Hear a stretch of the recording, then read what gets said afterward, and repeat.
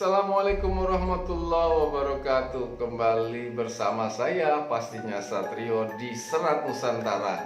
Kali ini saya akan mengangkat sebuah cerita sejarah yang juga sebetulnya sebuah situs yang perlu kita ketahui. Ini juga adalah sebuah permintaan kalian. Makanya kalau kalian ingin mau mengetahui sejarah apapun yang akan ditayangkan di Serat Nusantara, silakan tulis di kolom komentar.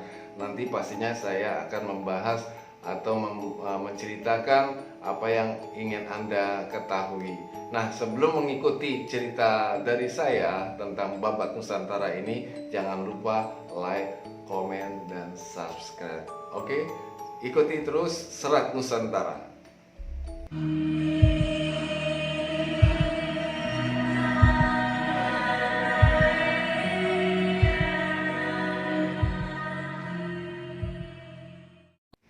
Pernah dengar situs Gunung Padang, sebuah lokasi bersejarah yang cukup tersohor di Kabupaten Cianjur, Jawa Barat.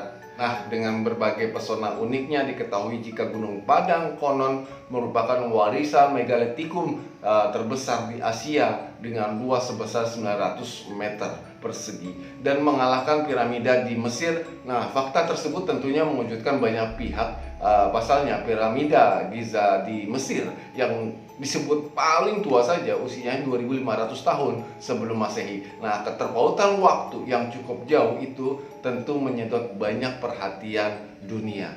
Nah, situs Gunung Padang tak hanya berfungsi sebagai sekolah bagi para ilmuwan, ia juga merupakan kekayaan Nusantara yang tak ternilai harganya. Yang pasti situs ini merupakan warisan nenek moyang yang harus kita jaga dan lestarikan. Gunung Padang menawarkan berbagai bentuk susunan batu yang unik dengan segala keindahan pemandangan alam yang luar biasa.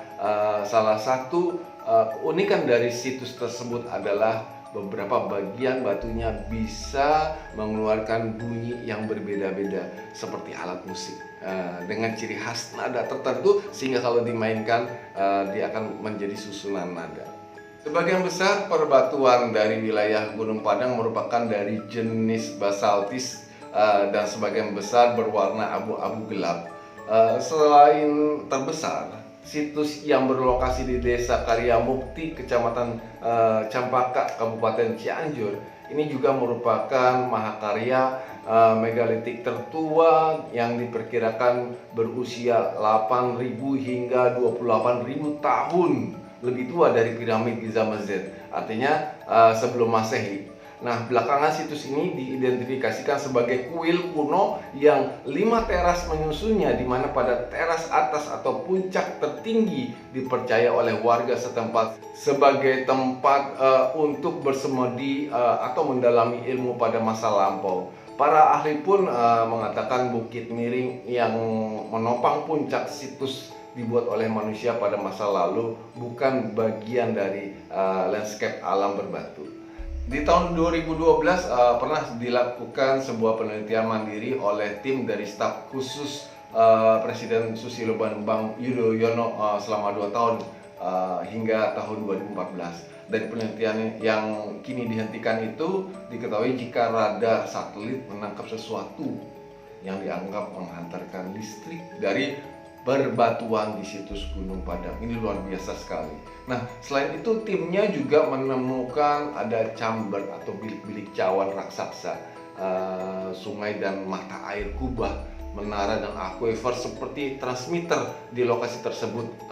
Penemuan tersebut juga sebagai menanda bahwa di lokasi itu pernah ditemukan peradaban yang sangat canggih. Selain eksotisme dan pemandangan serta susunan batu yang luar biasa, Gunung Padang juga disebut jika di balik pesonanya terdapat berbagai kisah yang menyelimutinya, yang menurut sang juru kunci situs tersebut merupakan tempat berbagai ilmu, mulai dari ilmu sejarah, arkeologi, antropologi, sosiologi, hingga geologi, dan juga sampai ilmu spiritual, karena banyak sekali bukan hanya orang yang ingin melihat keindahan Gunung Padang, tetapi banyak juga orang yang hadir di sana untuk mengambil sebuah energi spirit yang besar. Jadi banyak juga orang yang bertafakur sehingga kesan mistis yang kita lihat di Gunung Padang pun begitu kental. Konon juga bahwa Gunung Padang waktu itu adalah juga digunakan oleh Sang Prabu Siliwangi untuk membentuk istana atau membangun istana dalam satu malam. Beliau mengambil energi di situ karena di lapisan kedua atau tingkat kedua dari teras yang paling atas itu diketemukan batu yang mirip dengan kujang. Nah, di dekat pintu masuk pun terdapat sebuah sumur bernama Sumur Kahuripan. Kisah yang masih dipercaya oleh masyarakat hingga saat ini adalah keberadaan air yang tidak pernah surut walaupun dalam kondisi musim kemarau.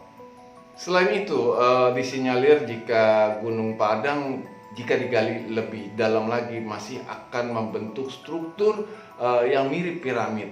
Menurut peneliti senior Lembaga Ilmu Pengetahuan Indonesia atau yang kita sebut LIPI, Dani Hilman Natawijaya yang terlibat dalam penelitian proyek ini, meski struktur yang terkubur menyerupai piramida, bentuknya lain dengan yang dibangun oleh suku bangsa Maya. Piramida milik suku bangsa Maya cenderung simetris, sementara struktur piramida di situs Gunung Padang memanjang dan ada setengah lingkaran di bagian muka. Nah, ini kuil yang unik, kata Dani. Dani dan timnya menduga megalit atau batu besar yang tersembunyi mungkin lebih dibanding yang tampak. Pasalnya, beberapa bagian yang muncul di situs arkeologi tidak cocok dengan batu yang berdiri. Pada masa kolonial Belanda, situs Gunung Padang pertama kali ditemukan dalam catatan buletin Dinas Kepurbakalaan masa itu mengungkapkan keberadaan situs punden berundak itu tepat 1 abad silam. Nah, situs ini sempat diabaikan, tetapi pada awal dekade 80-an Pusat Arkeologi Nasional kembali menguak misteri pada tumpukan batu yang ada di Gunung Padang ini. Baru-baru ini arkeolog mengungkapkan bahwa situs Padang merupakan piramid yang terkubur. Dengan uji carbon dating disebutkan bahwa situs ini sudah ada sejak 8.000 tahun sebelum Masehi. Untuk menuju situs Gunung Padang, Anda dapat menempuh perjalanan selama kurang lebih 1,5 jam atau sekitar 45 km dari pusat kota Cianjur. Nah, jika mau berwisata ke sana dari arah Jakarta, perjalanan kurang lebih sekitar 165 km, kalau dari Bandung sekitar 110 km. Nah, perjalanan memang kalau menuju ke situs Gunung Padang ini agak curam, mengingat menuju lokasi akan ditemui jalur-jalur yang naik turun, termasuk pengunjung juga harus menaiki ratusan. Nah, itulah sepenggal kisah dari Gunung Padang dan sejarahnya yang menjadi bagian pelajaran kita di Serat Nusantara. Nah, makanya kalau kalian ingin mendengar cerita sejarah yang lainnya, silakan. Oke, saya Satrio. Terima kasih. Assalamualaikum warahmatullahi wabarakatuh.